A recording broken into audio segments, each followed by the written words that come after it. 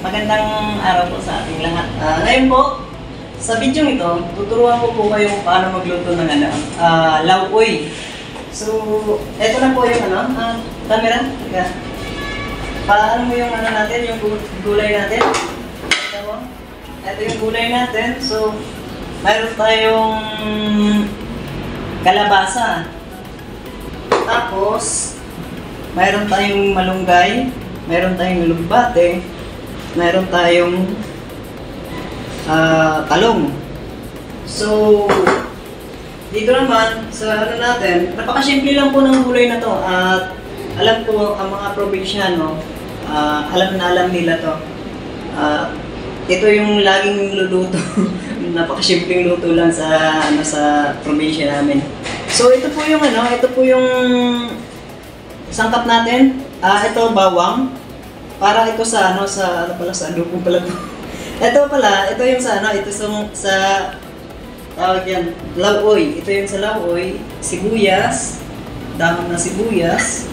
Tapos ito yung yung green pa na kamatis. Ayun. So ito po dalis na to, ito. Ayan, bawang, tsaka itong isang sibuyas na to. Para sa adobo namin na ayan, kukuha lang tayo ng kunti dito para sa pakbit. Sa pakbit na tuloy. Sa lauoy. Lauoy lang. Kukuha lang ng kunti dyan. Tapos ito naman, pamintang durog. At saka may sili na.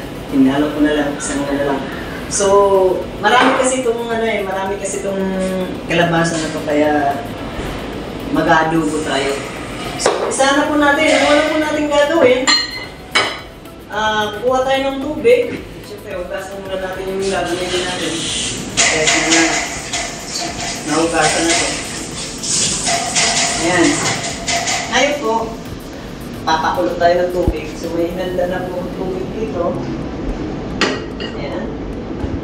Papakulo tayo ng tubig. Ganun lang kasimple. Wala nang kailangan pang gawin. Ayan. Masarap yata. Ayan. Yan. Papakuloy po natin yan. Ngayon, pag tumulo na, lalagay natin yung mga sangkap. Unahin natin yung sangkap. Isulot natin ito. Kalabasa.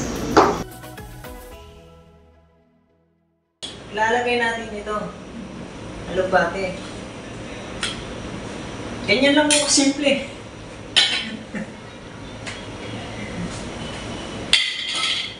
Ayan. Napakabilis ng na to, no? Tapoy na to.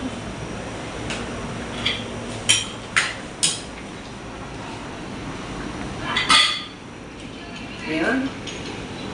Susunod natin itong alumbate. Hindi na natin patatagalin. Mas maganda itong yung niya, tatas niya.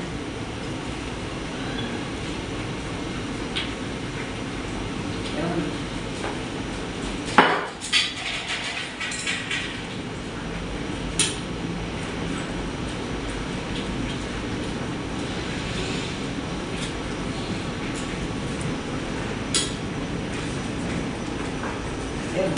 Tutok mo sa ano. Ayan. Makita mo sa kanila yung natin. Gulay. Ayan.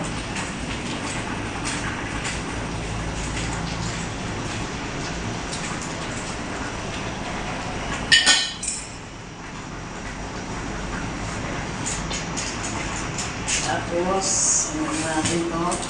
Mamaya.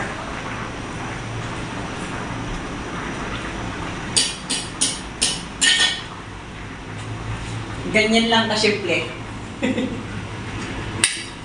Makakakain ka na kaagad. Ayan. Sunod. Ano na po siya? Malambot na.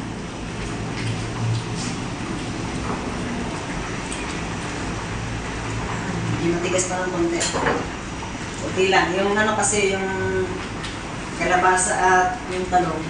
Yung medyo Tsaka manipis naman po yung pagka-ano ko nito, ayun, ang kalabasa, okay na. Ang talong na lang. Manipis naman yung pagkagayat na ano, ng kalabasa.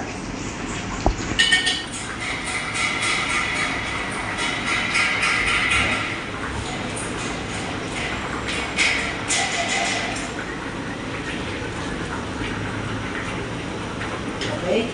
So, next po natin, ito. Ito yung pinaka ano sa lahat na dapat pag nagluluto tayo ng lauoy, kailangan hindi mawawala ito. Kasi ito yung pinaka ano sa natin. Sa lahat ng mga gulay, ito yung maraming sustansya. Napakalaga. Kahit anong klaseng gulay na ano, sa amin, inahaluan talaga namin lagi ng ano, kahit anong klaseng luto. Inahaluan namin ng mga gulay. Pag nagluluto kami ng isda, kahit sabaw lang, magsasabaw lang kami ng isda. Kasi dun, sabaw lang eh. Wala nang ibang... Di na nga namin inahaluan ng sibuyas. Wala nang sangkap. Basta magsabaw lang. Kasi yun lang tapos ano. Magtitimplahan lang, yun lang. Tapos lalagyan lang ito, yung tawag dyan, malunggay. So ngayon po, ayan. Pakita mo. Ayan. Kasi di natin pwede na sobrang ano din siya, na-overcook yan kasi pangit na rin yung kalawakasan niya. Kalagay tayo ng asin. Yung asin po natin ay iodine.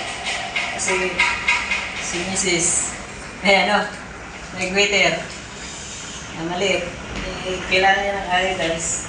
Kaya iodine yung ginagamit natin. Kaya kailangan niya ng iodine. Iodine ba yun? So, tignan natin yung konti.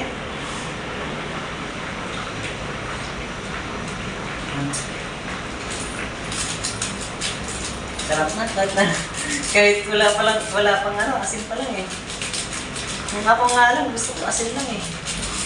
Kasi parang, hindi kasi makukompleto yung ano. Pag matanda na siguro ako, gusto ko talagang luto. Yung wala nang mga ganito. Wala nang asin.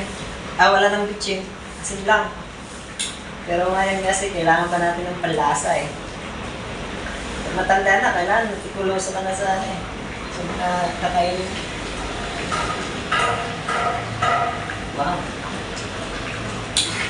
Sarap. Matamis-tamis na masarap. Kaya. Grabe. The best. Simpleng gulay lang. Pero napakasarap. Ayan. Papatayin na po natin kasi, ma-overcook siya.